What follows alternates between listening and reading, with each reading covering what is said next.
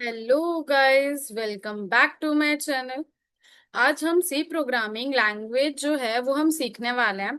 उसमें जितने टॉपिक्स होते हैं वो हम सारे उसमें कवर करने वाले हैं। उसके अलावा सबसे पहले हम ये सीखेंगे कि सी प्रोग्रामिंग जो लैंग्वेज है वो है क्या, उसका मीनिंग क्या है, उसकी डेफिनेशन क्या है, उसे हम क्यों यूज करते हैं। और किसी किसी को सी और सी प्लस प्लस में भी डिफरेंशिएट नहीं पता होता कि हम दोनों का यूज क्या होता है।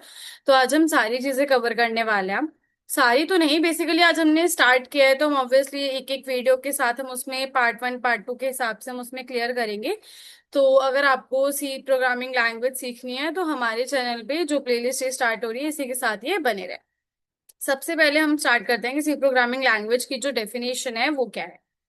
सबसे पहले हम देखते हैं कि जो टॉपिक है, सबसे पहला टॉपिक है हमारा introduction to C. C is a general purpose programming language created by Dennis Rich at Bell Labs in 1972। एक जनरल पर्पस प्रोग्रामिंग लैंग्वेज है जो कि डेनिस रिच ने लॉन्च करी है बेल लैब्स में 1972 में। It is a popular because it is fast, widely supported and helps you understand how programs work under the hood. ये एक पॉपुलर और बेसिक, बहुत ही मतलब फास्ट वगैरह है, वाइडली सपोर्टेड है और हेल्प करती है अंडरस्टैंड के लिए जो प्रोग्राम्स वगैरह हम उसमें करते हैं वो सारे। The main reason for its popularity is because it is a fundamental language in the field of computer science। Computer science की फंडामेंटल लैंग्वेज मानी जाती है, इसलिए सबसे मेन रीजन होता है इसका, इसकी पॉपुलैरिटी के लिए। उसके आगे हम देखते हैं इसमें कि टॉपिक है what is C used for. हम सी का यूज क्यों करते हैं।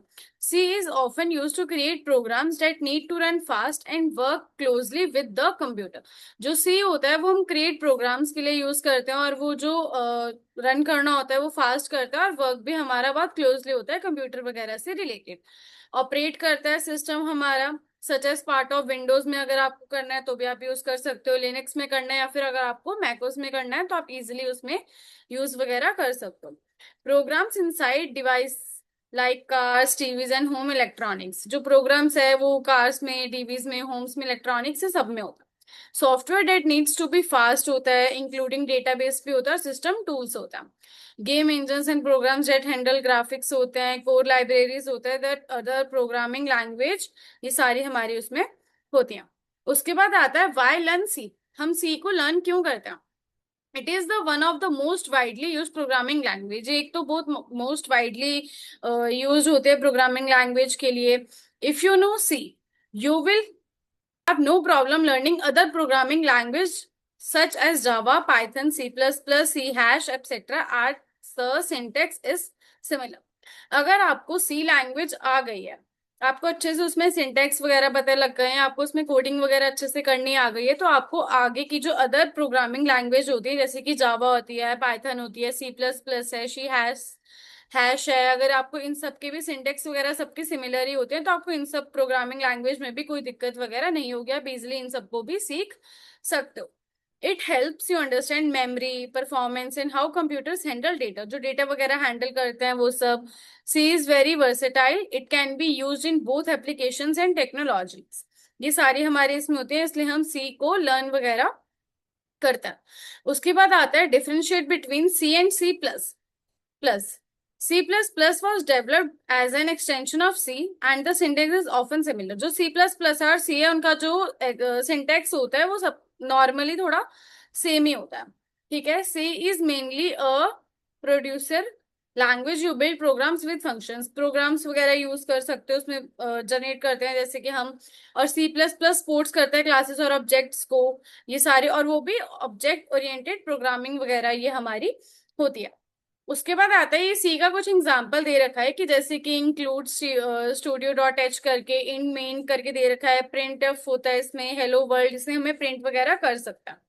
इसका जो ये ऑनलाइन कंपाइलर हम इसका यूज करते हैं, इसको हम ओपन कैसे करते हैं वो भी अभी हम सीखेंगे। सबसे पहले हम यहाँ से, इसके बाद स्टेशन दे रखा है हमारा जो अभी हमने यूज करेंगे, जैसे कि इंक्लूड स्टूडियो डॉट एच करके, इंट मेन है, ये सारा हमारा क्यों होता है उसमें। देखो example explanation line by line. This C program prints hello world on the screen. जो भी आप अगर ये प्रिंट ऑफ के बीच में आप लिखोगे तो वही वाली चीज क्या होगी हमारे आउटपुट में आएगी। जो भी आपको आउटपुट वगैरह चाहिए वो सारा हमारा printf के बीच में ही हम लिखते हैं। ठीक है, उसके बाद है हमारा इंक्लूड स्टूडियो डॉट एच। ये हमारा क्यों होता है?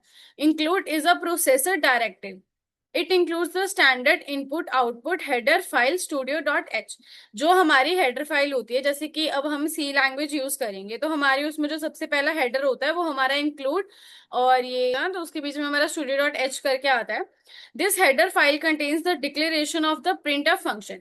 जो हेडर होता है ये कंटेन्स करता है वो डिक्लेरेशन के लिए, जो प्रिंट ऑफ में हमें जो भी आउटपुट वगैरह चाहिए उसका हेडर वगैरह कंटेन करता है ये। उसके बाद आता है हमारा इंट मेन। क्या होता है? जो मेन होता है वो एक स्टार्टिंग पॉइंट होता है ऑफ एवरी सी प्रोग्रामिंग के लिए। अगर आप कोई भी सी प्रोग्रामिंग कर रहे हो तो उसका जो स्टार्टिंग पॉइंट होता है वो हमारा इंट मेन से होता है। इंट होता है इंटीजर, मेन मैंने आपको भी बता दिया। जो इंट मीन्स है the function returns an integer value to the operating system. Int मैंने आपको भी बताया कि वो इंटीजर होता है कोई भी फंक्शन वगैरह को रिटर्न करने के लिए। जैसे कि अगर हमने कुछ इनपुट दिया है तो ऑब्वियसली हमें उसका आउटपुट भी मिलेगा, तो उसका जो स्टार्टिंग पॉइंट होता है सी प्रोग्रामिंग का वो हम कैसे लिखते हैं? इंट मेन उसमें ऑलरेडी पहले से लिखा होता है, जब अभी मैं आपको दिखाऊंगी जो हमारा उसमें ऑनलाइन कंपाइलर होता है। फिर उसके बाद जो हमारा ब्रैकेट लगाता है वो हम करली ब्रैकेट लगाते हैं। ओपनिंग करली bracket marks the beginning of the main function body. अब जो भी हम इसमें कोडिंग वगैरह करते हैं वो हमारी जो करली ब्रैकेट की ओपनिंग और क्लोजिंग टैग के बीच में ही हमारी होती है। उसके बाद आता है हमारा प्रिंट ऑफ। जो भी हम इसके अंदर लिखेंगे, जैसे कि मैंने इसमें हेलो वर्ल्ड लिखा, या फिर मैं इसमें लिख रही हूँ गुड मॉर्निंग, या फिर हाउ आर यू, आपको जो भी इसमें लिखना है तो वही वाला क्या होगा, जो डबल कोट्स के आप अंदर लिखोगे और उसमें वही जैसे आपने इनपुट वगैरह दिया तो वही आपको आउटपुट मिलेगा ऑन द स्क्रीन पे। तो आपको यही चीज हमारी होती है। अगर आप डबल कोट्स के अंदर लिख रहे हो तो ऑब्वियसली वो हमारा स्ट्रिंग होता है। आपको मोस्ट लोगों को पता होगा मोस्टली, और मोस्टली लोगों को आधों को नहीं पता होगा कि अगर जो डबल कोट्स के अंदर वगैरह हम कुछ भी वर्ड्स वगैरह कुछ लिखते हैं तो वो हमारी स्ट्रिंग होती है, डेटा टाइप होती है हमारी। फिर उसके बाद आता है रिटर्न। हम जीरो क्यों लिखते हैं? जो एंड जो मेन फंक्शन हम लिखते हैं उसका एंड होता है। जैसे कि मेन फंक्शन के लिए हमारी स्टार्टिंग होती है तो रिटर्न जीरो हमारा एंड ऑफ द फंक्शन होता है।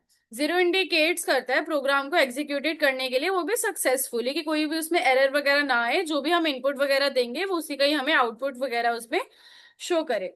उसके बाद जो हमारा करली ब्रैकेट होता है वो क्लोजिंग करली ब्रैकेट होता है, क्योंकि जो हमारा अगर हम स्टार्टिंग का लगा रहे हैं ओपनिंग का तो वो हमारा ओपनिंग होती है, उसके एज द बिगनिंग भी आप कह सकते हो। और जो हम क्लोज करते हैं वो हमारा क्लोजिंग करली ब्रैकेट्स होते हैं, जो कि हमारे at the end of the main function में हमारे लगाए जाते हैं। उसके बाद हमें कुछ एक एग्जाम्पल दे रखे हैं, ये सारे एग्जाम्पल्स अभी हम ट्राई करेंगे, बट सबसे पहले हम ये सीखते हैं कि सी का जो ऑनलाइन कंपाइलर है वो हम कैसे ओपन करेंगे और उसके अंदर ये सारी चीजें आपको ऑटोमेटिकली उसमें ऑलरेडी दिखेगी। पहले हम इसमें देखते हैं। देखो, ये हमारा इसकी डेस्कटॉप की स्क्रीन है। हमारे पास यहाँ पे क्रोम का ऑप्शन दे रखा है, या तो आप माइक्रोसॉफ्ट एज भी यूज कर सकते हो, अगर आपके पास गूगल क्रोम है तो आप वो भी उसमें यूज वगैरह कर सकते हो। वो अप टू यू है कि आपको क्या यूज करना है। उसके बाद आता है हमारे पास यहाँ पे ऑप्शन, हम यहाँ पे लिखेंगे सी ऑनलाइन कंपाइलर। हमारे पास ये ऑलरेडी अगर लिख कर आएगा, नहीं आएगा तो आप उसमें सर्च वगैरह भी कर सकते हैं। तो जैसे हमने सी ऑनलाइन कंपाइलर पे आकर एंटर करेंगे तो हमारा ये सबसे ऊपर ना एक ये आएगा www.programmers.com करके। तो हम जैसे उस पर एक बार क्लिक करेंगे तो हमारा क्या होगा, ऑनलाइन जो कंपाइलर है वो हमारा इसमें ओपन हो जाएगा। हमें यहाँ पे कुछ ऑप्शंस वगैरह भी दे रखे हैं। फिर हमें यहाँ पे ये दे रखा है कि हम इसको फुल मोड पे भी कर सकते हैं। उसके बाद अगर हमें यहाँ पे डार्क मोड पे चाहिए, या फिर अगर हमें जो लाइट मोड है उस पे चाहिए, तो हम यहाँ से आके इसका मोड वगैरह चेंज कर सकते हैं।